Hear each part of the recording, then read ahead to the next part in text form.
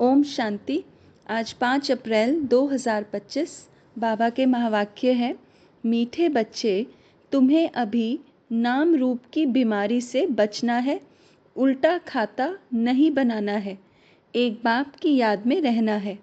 प्रश्न, भाग्यवान बच्चे किस मुख्य पुरुषार्थ से अपना भाग्य बना देते हैं? उत्तर, भाग्यवान बच्चे सबको सुख देने का पुरुषार्थ करते हैं। मनसा वाचा कर्मणा कोई को दुख नहीं देते हैं, शीतल होकर चलते हैं तो भाग्य बनता जाता है। तुम्हारी यह स्टूडेंट लाइफ है, तुम्हें अब घुटके नहीं खाने हैं, अपार खुशी में रहना है। गीत है, तुम ही हो माता पिता तुम ही हो। ओम शांति। सभी बच्चे मुरली सुनते हैं, जहाँ भी मुरली जाती है सब जानते हैं कि जिसकी महिमा गाई जाती है वह कोई साकार नहीं है, निराकार की महिमा है। निराकार साकार द्वारा अभी सम्मुख मुरली सुना रहे हैं। ऐसे भी कहेंगे, अभी हम आत्मा उन्हें देख रहे हैं।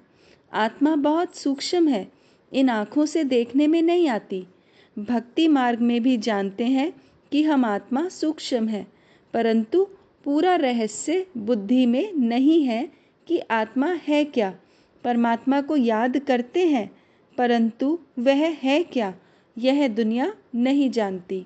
तुम भी नहीं जानते थे। अभी तुम बच्चों को यह निश्चय है कि यह कोई लौकिक टीचर व संबंधी भी नहीं। जैसे सृष्टि में और मनुष्य हैं, वैसे यह दादा भी था। तुम जब महिमा गाते थे, त्वमेव माताश्च पिता त्वमेव, तो समझते थे ऊपर में है। अभी बाप कहते हैं, मैंने इसमें प्रवेश किया है, मैं वही इसमें हूँ। आगे तो बहुत प्रेम से महिमा गाते थे, डर भी रखते थे। अभी तो वह यहाँ इस शरीर में आए हैं। जो निराकार था वह अब साकार में आ गया है। वह बैठ बच्चों को सिखलाते हैं। दुनिया नहीं जानती कि वह क्या सिखलाते हैं। वह तो गीता का भगवान श्री कृष्ण समझते हैं। कह देते हैं वह राजयोग सिखलाते हैं। अच्छा, बाकी बाप क्या करते हैं? भल गाते थे तुम मात पिता, परंतु उनसे क्या और कब मिलता है यह कुछ नहीं जानते। गीता सुनते थे तो समझते थे श्री कृष्ण द्वारा राजयोग सीखा था, फिर वह कब आकर सिखलाएंगे वह भी ध्यान में आता होगा। इस समय यह वही महाभारत लड़ाई है, तो ज़रूर श्री कृष्ण का समय होगा। ज़रूर वही हिस्ट्री ज्योग्राफी रिपीट होनी चाहिए। दिन प्रतिदिन समझते जाएंगे। ज़रूर गीता का भगवान होना चाहिए। बरोबर महाभारत लड़ाई भी देखने में आती है। ज़रूर इस दुनिया का अंत होगा।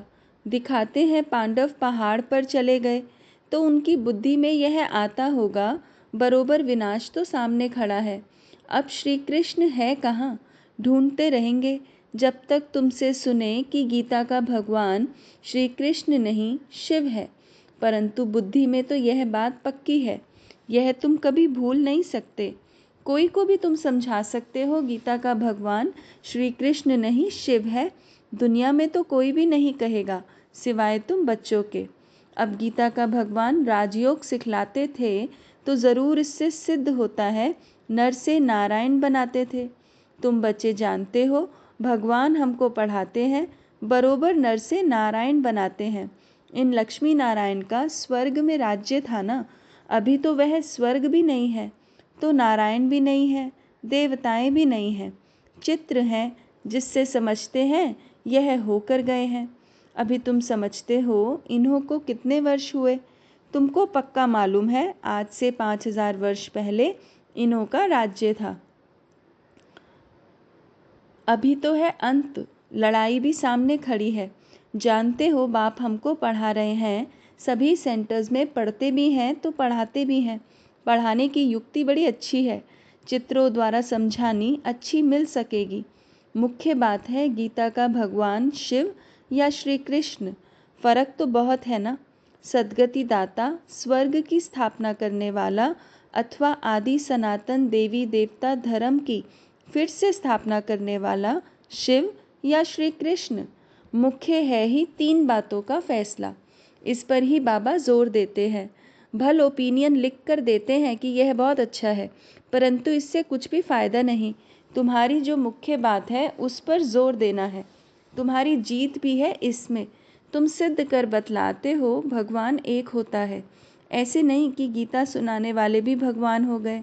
भगवान ने इस राजयोग और ज्ञान द्वारा देवी देवता धर्म की स्थापना की। बाबा समझाते हैं बच्चों पर माया का वार होता रहता है। अभी तक कर्मातीत अवस्था को कोई ने पाया नहीं है। पुरुषार्थ करते करते अंत में तुम एक बाबा की याद में सदैव हर्षित रहेंगे। कोई मुरझाइश नहीं आएगी। अभी तो सिर पर पापों का बोझा बहुत है, वह याद से ही उतरेगा।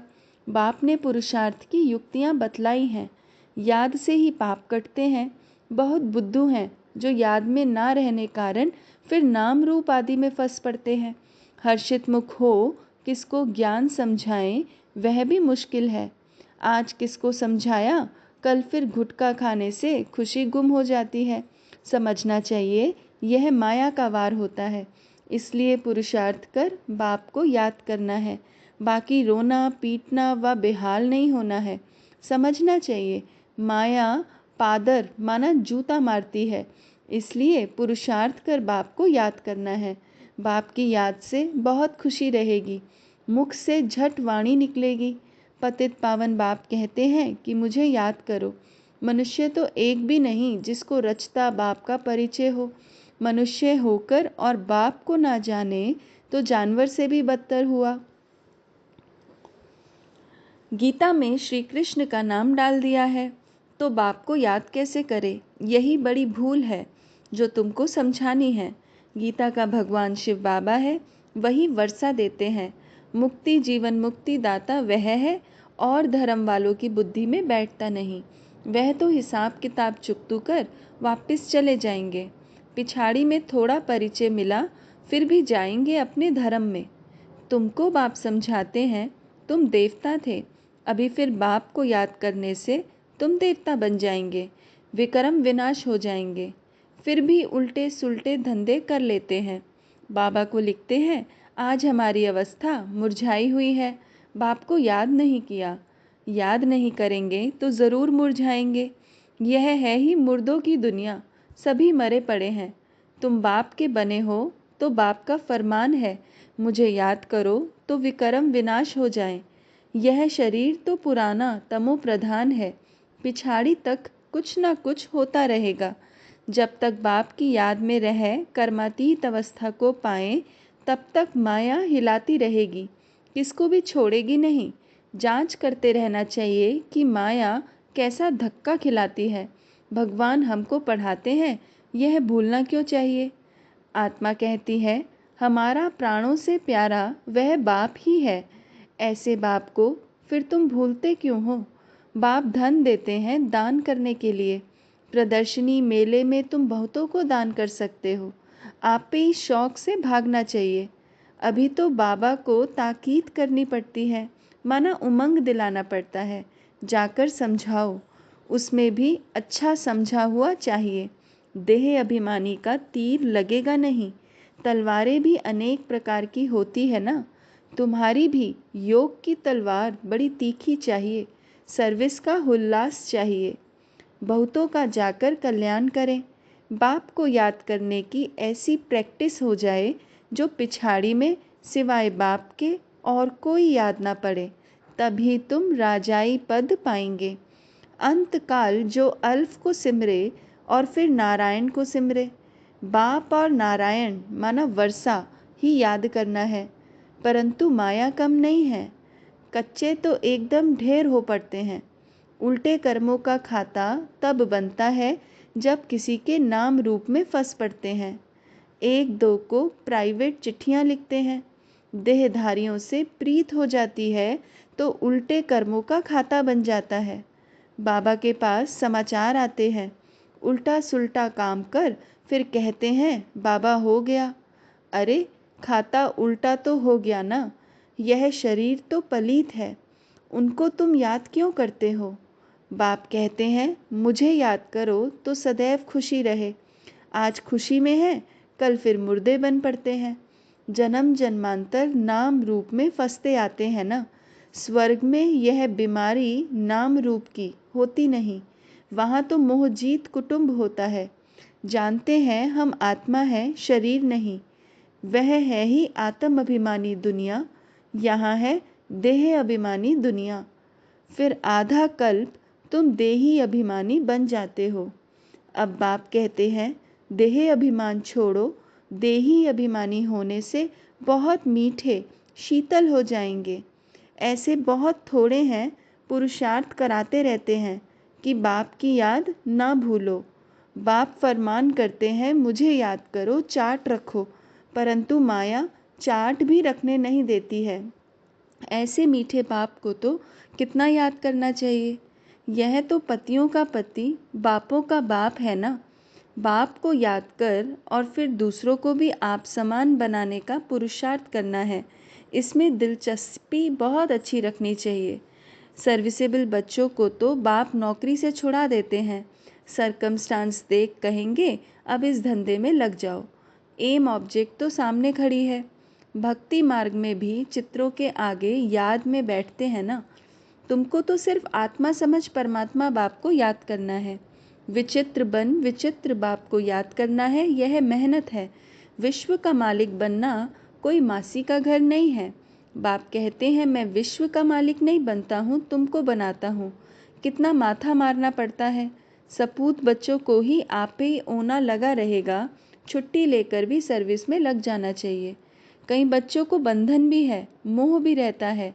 बाप कहते हैं तुम्हारी सब बीमारियां बाहर निकलेगी। तुम बाप को याद करते रहो, माया तुमको हटाने की कोशिश करती है। याद ही मुख्य है।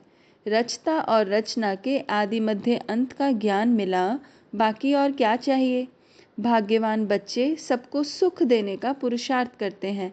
मनसा वाचा कर्मणा किसी को दुख नहीं देते हैं। शीतल होकर चलते हैं तो भाग्य बनता जाता है। अगर कोई नहीं समझते हैं तो समझा जाता इनके भाग्य में नहीं है। जिनके भाग्य में है वह अच्छी रीति सुनते हैं। अनुभव भी सुनाते हैं ना, क्या क्या करते थे। अब मालूम पड़ा है जो कुछ किया उससे दुर्गति ही हुई। सदगति को तब पाएं जब बाप को याद करें। बहुत मुश्किल कोई घंटा आधा घंटा याद करते होंगे, नहीं तो गुटके खाते रहते हैं। बाप कहते हैं आधा कल्प गुटखा खाया, अब बाप मिला है। स्टूडेंट लाइफ है तो खुशी होनी चाहिए ना, परंतु बाप को घड़ी घड़ी भूल जाते हैं। बाप कहते हैं तुम कर्म योगी हो, वह धंधा आदि तो करना ही है। नींद भी कम करना अच्छा है। याद से कमाई होगी, खुशी भी रहेगी। याद में बैठना ज़रूरी है। दिन में तो फुर्सत नहीं मिलती है, इसलिए रात को समय निकालना चाहिए। याद से बहुत खुशी रहेगी। किसको बंधन है तो कह सकते हैं हमको तो बाप से वर्षा लेना है, इसमें कोई रोक नहीं सकता। सिर्फ गवर्नमेंट को जाए समझाओ कि विनाश सामने खड़ा है। बाप कहते हैं मुझे याद करो तो विक्रम विनाश होंगे। और यह अंतिम जन्म तो पवित्र रहना है, इसलिए हम पवित्र बनते हैं। परंतु कहेंगे वह जिनको ज्ञान की मस्ती होगी। ऐसे नहीं कि यहाँ आकर फिर देहधारी को याद करते रहे। देह अभिमान में आकर लड़ना झगड़ना जैसे क्रोध का भूत हो जाता है।